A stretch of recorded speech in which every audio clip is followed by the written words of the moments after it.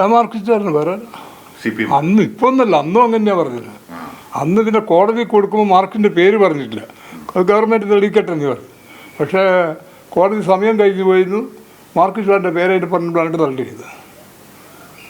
2008 ജൂലൈയിൽ തലശ്ശേരി പുന്നൂലിൽ കൊല്ലപ്പെട്ട CPM പ്രവർത്തകൻ UK സലീമിൻ്റെ പിതാവ് യൂസഫ് നമുക്കൊപ്പം ചേരുന്നുണ്ട്. അദ്ദേഹത്തിന് ചില കാര്യങ്ങൾ പറയാനുണ്ട്.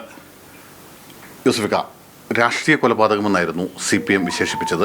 മറുഭാഗത്ത് NDF ആണ്, രാഷ്ട്രീയ കൊലപാതകമാണ് എന്നായിരുന്നു CPM പറഞ്ഞിരുന്നത്. ഇപ്പോൾ എന്താ നിങ്ങൾക്കത്? അന്ന് NDF എന്ന് പറഞ്ഞിട്ടില്ലല്ലോ. കാരണം ഞാൻ ആരെ പേരും പറഞ്ഞിട്ടില്ല. ഞാൻ ഹൈക്കോടതി കൊടുത്തത് സത്യസന്ധമായ അന്വേഷണം നടത്തണം, നിലവിലെ കൊലപാതകം പറഞ്ഞൊന്നും ശരിയല്ലെന്ന് അതിൽ കൊടുത്തത്. അതിനാണ് CBIക്ക് അന്വേഷണത്തിന് ആവശ്യപ്പെട്ട് അഡ്വക്കേറ്റ് രാംകുമാർ മന്ത്രം കൊടുത്തു.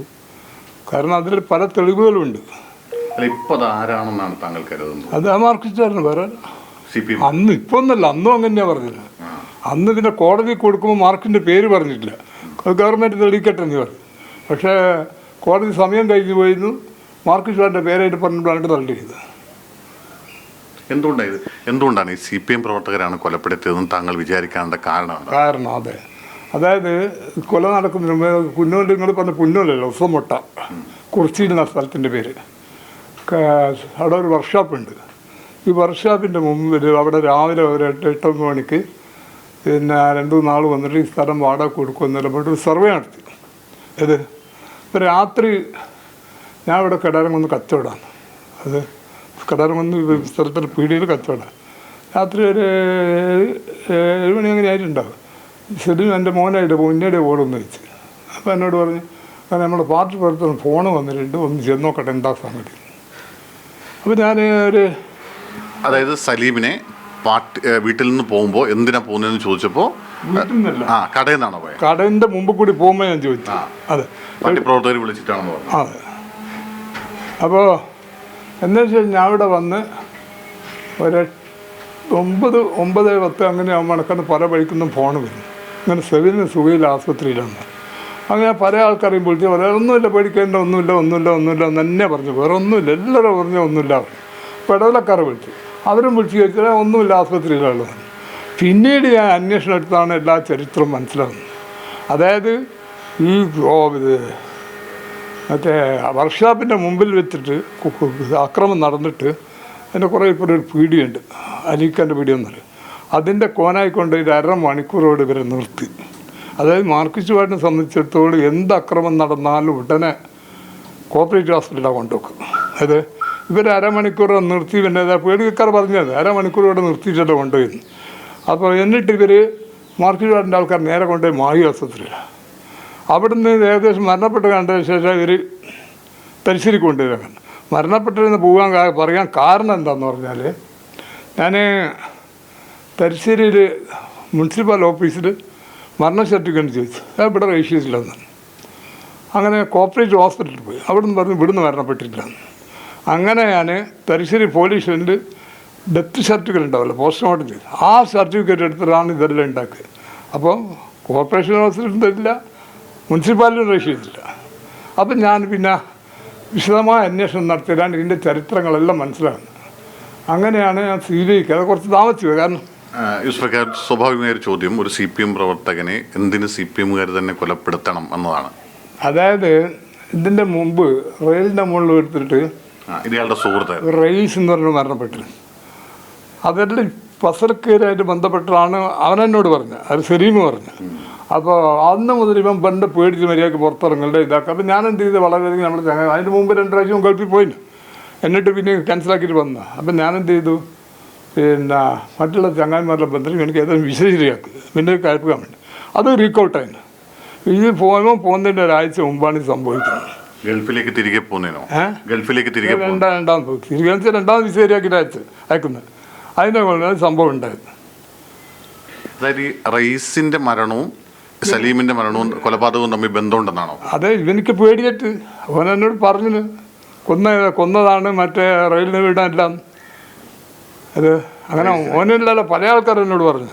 അതെല്ലാം കൊലപാതകം അവർ വരുന്ന റെയിൽ ഇതാണ്. എന്നിട്ട് ഞാൻ പോയിട്ട് എൻ്റെ ഒരു ജ്യേഷ്ഠൻ അഞ്ചനുണ്ട് വള്ളൂർ പോലീസ് സ്റ്റേഷനിൽ. അവരോട് ചോദിച്ചു ഞാൻ എന്താ അത് അവർ പറഞ്ഞത് റെയിൽവേ ആയിട്ടാണ് അവനെ കൊന്നിട്ട് കൊണ്ടുപോയിട്ടായിട്ട് അവർക്ക് പറയാറോന്ന് ചോദിച്ചു. അതെനിക്കറിയില്ല എന്നല്ല. അത് ഇയാളെ ഒരു മാർക്സിസ്റ്റ് പാർട്ടി അനുഭവം പോലീസുകാർ. അല്ല, ഈ റേസും CPM പ്രവർത്തകനായിരുന്നു. അതെ, റേസ് എല്ലാവരും CPM വന്നു. ഇതിൻ്റെ സംഗതി പലതും നടത്തുന്നുണ്ട്. എന്നിട്ട് ഫോണിന് തീരെ എന്നോട് ചോദ്യം ചെയ്തില്ല. ആരും പോലീസുകാർ ഒരു വിധത്തിൽ എന്നോട് ചെയ്യുകയാണെങ്കിൽ ഞാൻ പല പ്രാവശ്യം തലശ്ശേരി പോലീസിൽ കയറിയായിരുന്നു. അവസാനം കാണും ഒരു ദിവസം സർക്കിൾ എടുത്തിട്ട് ഇപ്പോഴത്തെ റൂമിലെത്തി ചോദ്യം ചെയ്തു. അവരെല്ലാം എഴുതിയെടുത്ത്. എന്നിട്ടും 3-4 മാസത്തേക്കൊന്നും നടക്കാത്തതുകൊണ്ട് ഞാൻ ഗവൺമെൻറ് അവിടെ പ്രതിപക്ഷ നേതാവ്, മുഖ്യമന്ത്രി, എല്ലാവർക്കും എല്ലാ ഡിപ്പാർട്ട്മെൻറ്റ് SPക്ക് എല്ലാം കംപ്ലയിൻറ്റ് കൊടുത്തു. അങ്ങനെയാണ് തലശ്ശേരി പഴയ പോലീസിൽ വെച്ച് ക്രൈം ബ്രാഞ്ച് അന്വേഷണം നടത്തിയത്. അവരോട് ഇതെല്ലാം പറഞ്ഞു, ഫോണ് കിട്ടാത്ത, ഫോണ് കണ്ടെടുക്കാത്ത, ഇതെല്ലാം പറഞ്ഞു. നമ്മളെ ഇവിടെ തന്നെയുള്ളൊരു മാർക്സിസ്റ്റ് പാർട്ടി സന്തോഷം എടുത്ത് കുട്ടി ആത്മഹത്യ ചെയ്തതാണ്. അപ്പോൾ അതിൻ്റെ മുമ്പേ ഈ ഫോൺ അന്വേഷിച്ചാലും ഇവിടെ ഒരു K. ചന്ദ്രൻ എന്ന് പറഞ്ഞിട്ട് പഴയ മുംബൈത്തെ പഞ്ചായത്ത് പ്രസിഡന്റ് മാർക്സിസ്റ്റ് വൈസ് പ്രസിഡൻ്റാണ്. ആ ഫോൺ ഞങ്ങളെടുത്തിട്ട് അന്വേഷിക്കണം. ഞാൻ ബാബുകുട്ടീൻ്റെ അടുത്ത് കൊടുത്തു. ബാബുകുട്ടി ആരാന്ന് പറഞ്ഞാൽ ന്യൂമായി പഞ്ചായത്തിൻ്റെ പ്രസിഡൻ്റാണ്. അന്നത്തെ ബാബുകുട്ടീൻ്റെ അടുത്ത് കൊടുത്തിട്ടുണ്ട്. അന്ന് പ്രസിഡന്റ് അല്ലെങ്കിൽ മെമ്പർ എന്നല്ല, ന്യൂമായി പഞ്ചായത്ത് പ്രസിഡൻ്റാണ് മുമ്പ്. അപ്പോൾ ആ ബാബുകുട്ടീൻ്റെ അടുത്ത് കൊടുത്തിട്ടുണ്ട്. അപ്പം ബാബുകുട്ടീൻ്റെ അടുത്തും ഫോൺ തന്നില്ല. അത് സലീമിൻ്റെ ഫോണ് CPM പ്രവർത്തകർ കൈവശം. അത് ഞാൻ സന്തോഷം എന്ന് പറഞ്ഞിട്ടുണ്ടാവും. പ്രവർത്തന എടന്നൂറ് മഠത്തിൻ്റെ നേരെ ബാക്കിലായിട്ട് അവന് നമ്മുടെ PDയിൽ എപ്പോൾ വരും. ഞാൻ പറഞ്ഞ മണി ഫോണ് കിട്ടിയില്ല, എൻ്റെ ചങ്ങായി എൻ്റെ ദിവസമൊക്കെ ഞങ്ങളൊന്നും അന്വേഷിക്കണ്ട, ആ ഫോൺ എൻ്റെ കയ്യിലാണ് കിട്ടി. അതിൻ്റെ മുകളിൽ രക്തവും കറിയും രക്തമുണ്ട്, മാംസക്കഷ്ണമുണ്ട് എന്ന് പറഞ്ഞു. ആ ഫോണിന് വേണ്ടിയിട്ട് ഞാൻ പല സ്ഥലത്ത് അരച്ചു കൊടുത്ത് ഇന്ന് വരെ ഫോണ് കണ്ടെടുത്തില്ല. ഇപ്പം അതിൻ്റെ നമ്പർ ഓർക്കും. നമ്പർ പരിചയം കിട്ടും, ഇടങ്ങ പരിചയം എടുക്കും. ഇപ്പം ഞാൻ പെട്ടെന്ന് നമ്പർ കിട്ടാൻ പോലീസും ആ ഫോൺ കണ്ടെടുക്കാൻ ഒന്നുമില്ല. എല്ലാവർക്കും കൊടുത്തു. എല്ലാം കണ്ട് നോക്കുന്നുണ്ട്. പറയുക നിങ്ങൾ അന്വേഷിക്കേണ്ട ആൾ ഇതാണ്. ഒരു സംഗതിയും പോലീസുകാർ അന്വേഷിച്ചിട്ടില്ല. അതായത് ഈ റേസിന്റെ മരണത്തിന് ശേഷം സലീം ഭയങ്കരമായി ഭയന്നിരുന്നു. അധികം റൂമിൽ കിടന്നു, പുറത്തിറങ്ങില്ല, പേടിച്ചിട്ട്. ഈ റൂമിൽ വളരെ പേടിച്ചില്ല. അത് എനിക്കൊരു അബദ്ധം പറ്റീന്. ആരോ ഒരു ഫോട്ടോ ഒരാൾ ഓട്ടോറിക്ഷയിൽ നിന്നൊരു കൊലപാതകം എന്നാണ് തോന്നുന്നത്. ഇതിൻ്റെ വീട്ടിൽ കൊണ്ടുണ്ട് രാത്രിയായിട്ട്. പക്ഷെ ഇത് എവിടെയോ കാണാണ്ട് ഫോട്ടോയോ? ആരോ ഒരു ഫോട്ടോ പെട്ടെന്ന് ഇങ്ങനെ ഒരു ഭീകര അന്തരീക്ഷത്തിലൂടെ ഓട്ടോറിക്ഷയിലൊക്കെ നോക്കുന്ന രാത്രി ഈ ജനൽ കൂടി വീടിൻ്റെ ഉള്ളിൽ ഇട്ടിന്. മാർക്സിസ്റ്റ് അനുഭാവികൾ എനിക്ക് സപ്പോർട്ട് ചെയ്തതെന്ന് എനിക്ക് തോന്നുന്നു. പക്ഷെ അത് പിന്നെ കണ്ടുകിട്ടില്ല. എനിക്ക് എവിടെയാ പോയെന്ന് തിരിയുന്നില്ല. അത് സലീമിൻ്റെതായിരുന്നോ? അത് സലീമിൻ്റെതായിരുന്നോ? സലീമിൻ്റെ അല്ല, കൊലപാതകം നടത്തിയ ആൾക്കാരെന്ന് എൻ്റെ സംശയം. സലീം മരണപ്പെട്ട ശേഷമാണല്ലോ. അതായത് ഈ സലീമിനും റയീസിനും എന്തോ അറിയാമായിരുന്നു എന്നാണോ? സലീമിനും റയീസിൻ്റെ ഇവിടെ പല ആൾക്കും പലതും അറിയാം. അതിൻ്റെ വീട് പല ആത്മഹത്യകൾ ഇവിടെ നടന്നിട്ടുണ്ട്.